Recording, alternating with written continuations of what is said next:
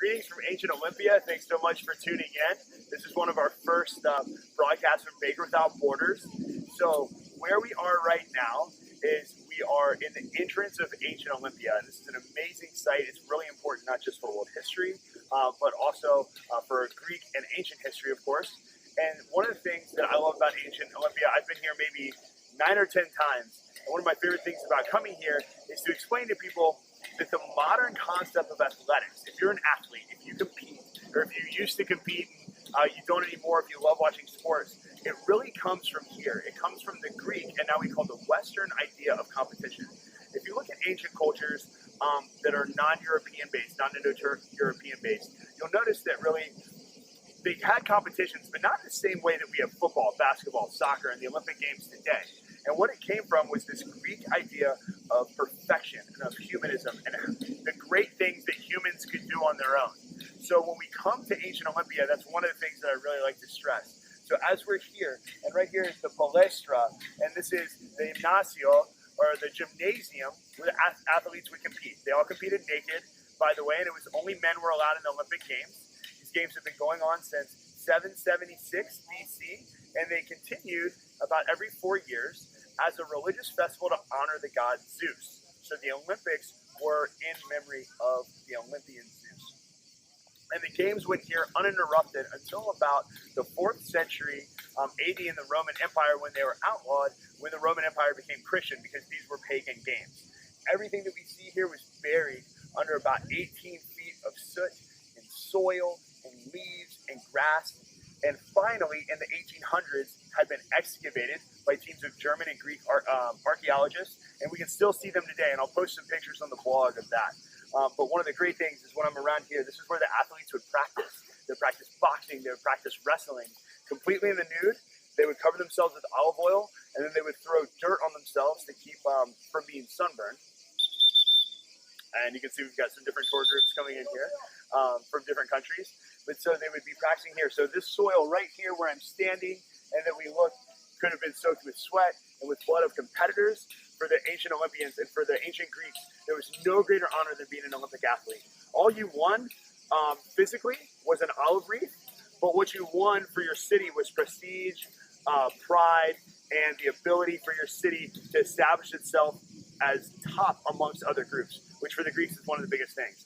We're going to go down to the stadium in a second and we'll take some pictures of where the races happen and where the athletes would walk in. And thanks for tuning in.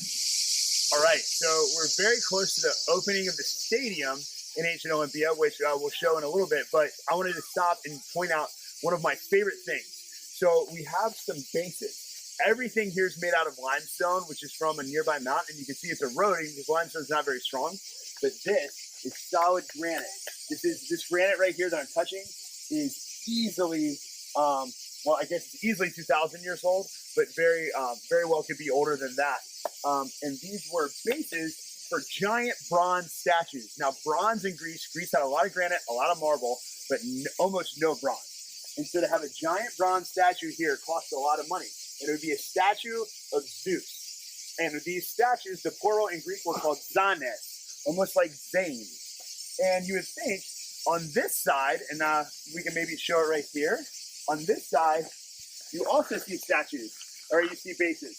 Here you would have statues of athletes. You'd have statues of the winners from their city. And on these statues, it would be the name of the city and the name of the winner and the winner's father's name and the winner's grandfather's name. But over here on this side, you would have the name of the city.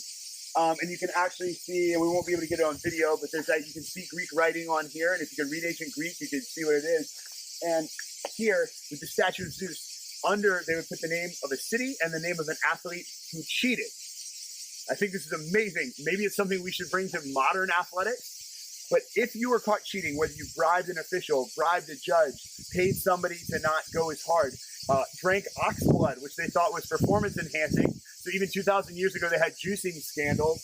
Your city would have to pay for a very expensive statue of Zeus, put the city name, your father's name, and your grandfather's name. And when athletes would walk in, they would spit on the statues, on the zanes, of the statues that showed for the cheaters, and they would honor and respect and remember the statues of the great athletes right as you walk in for the Olympic Games, which I think is a really cool way for an athlete to kind of get their mind set, and shows the value system and how important these were in Ancient Olympia. All right, so here it is. This is one of the main focal points of Ancient Olympia. The reason why people came out, there were many different games in the Ancient Olympics. You had boxing, you had pancration or pancratio, which is actually a version of MMA, where almost anything was legal except for biting or shots below the belt. And then you had horse races, which occurred just not too far over this hill. But what occurred here were the majority of the races. It wasn't a circular race like a track, but it was actually up and back in a certain amount of time.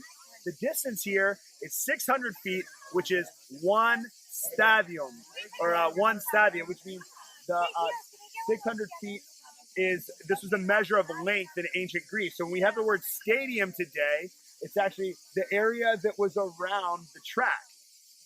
It all comes from the ancient legend of Hercules. Apparently the distance of one stadia was how long he could hold his breath and walk before he had to take a breath, which 2 football fields long. You can imagine either Hercules was a baller, or the myth progressively got large over time.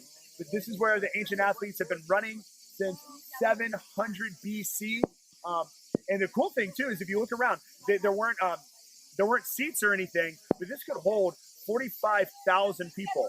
Usually the Olympic Games had at least 20,000 people, and we're talking about in the ancient world when the population of the world is much, much smaller. Today, over 7 billion. But back then, where the worldwide population was just a small slice of what we have today, to get 30, 40,000 people in one area was a massive event. Only men could be here watching men perform. And when the Olympic flame is lit, not too far from here, it's lit using a mirror, and I'll post some videos on that to show you guys on the blog.